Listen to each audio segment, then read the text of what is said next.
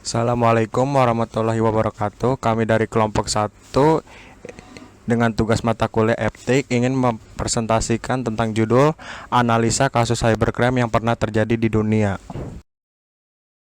Dan ini berikut nama kelompoknya, terutama saya Muhammad Dugal Fareji, kedua Kania Ayuning Romahwati, ketiga Gilang Ramadan, keempat Asifa Maulidina Fauzia, kelima Devia Fauzia.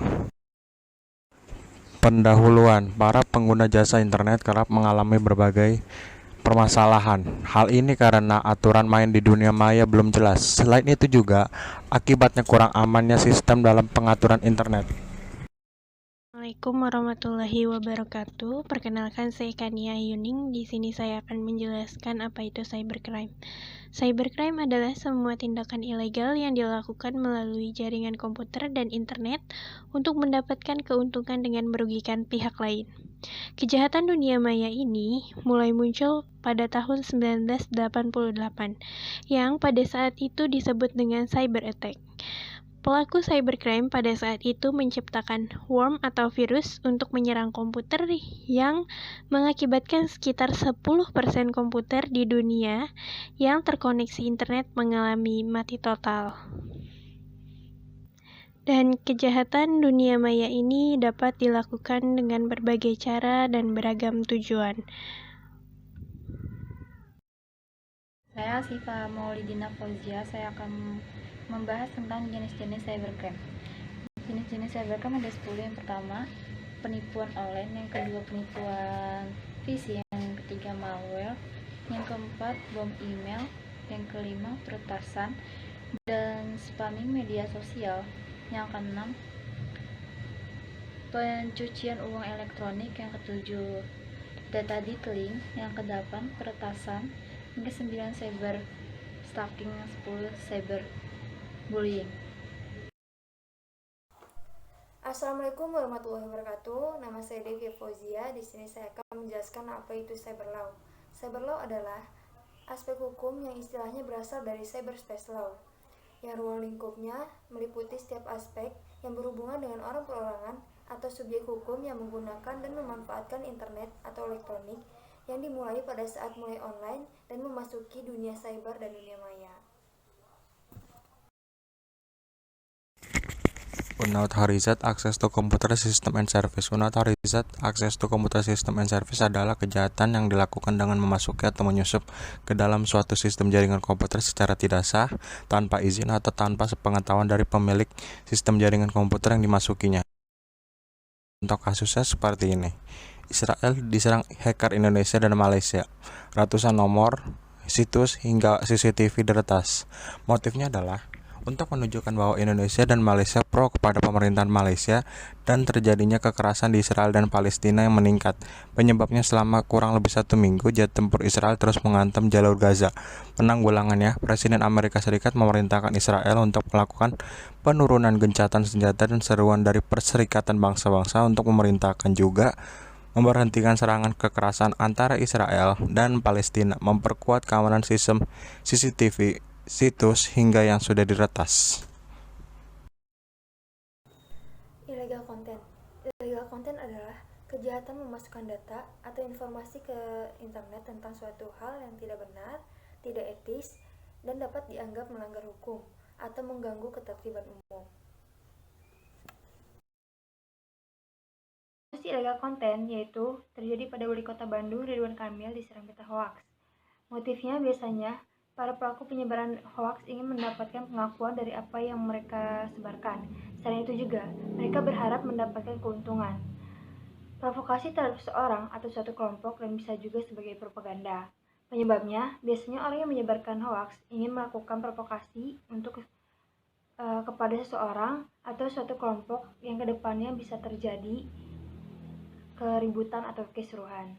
Penanggulangannya, melaporkan kepada pihak berwajib, ditindak oleh pihak berwajib sesuai dengan undang-undang yang berlaku di Indonesia, dan para pelaku sebaiknya dibina, tidak hanya diberi hukuman.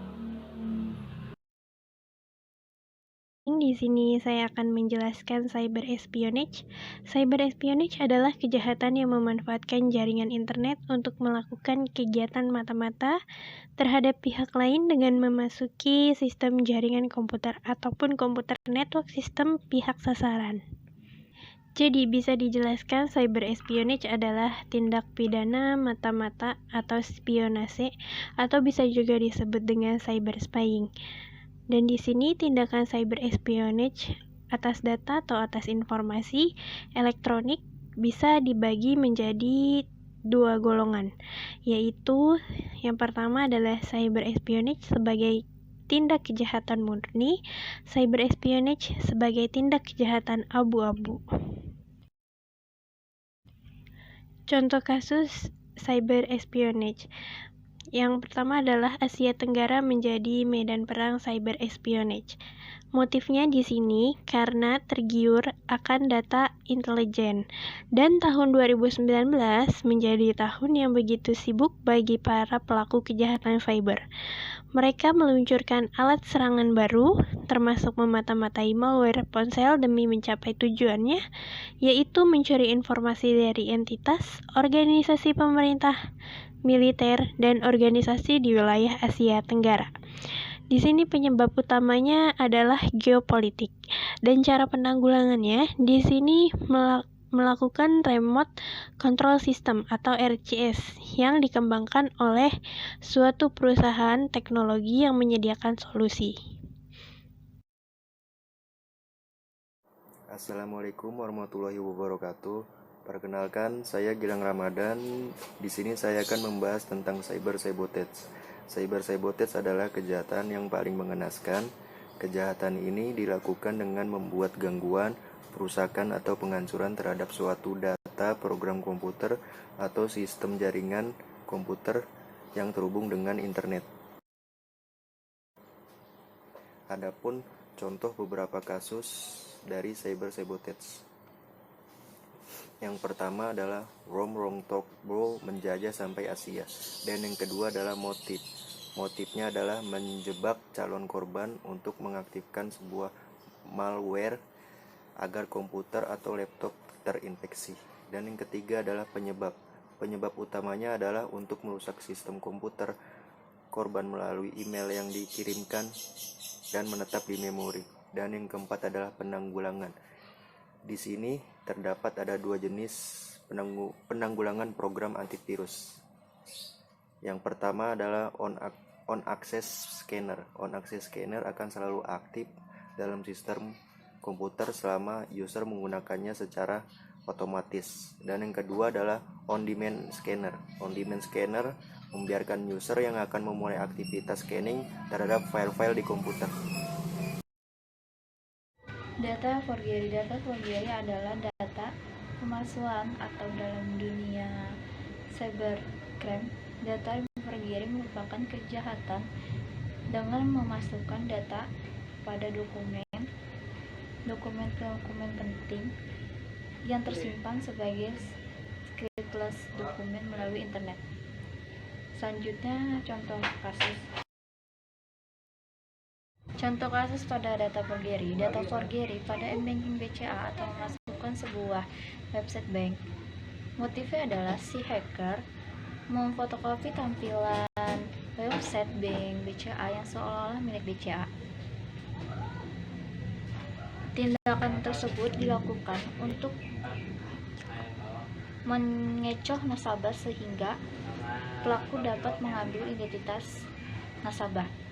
Penyebabnya adalah si hacker hanya ingin mengetahui saja berapa banyak orang yang mengakses situs tiruan tersebut,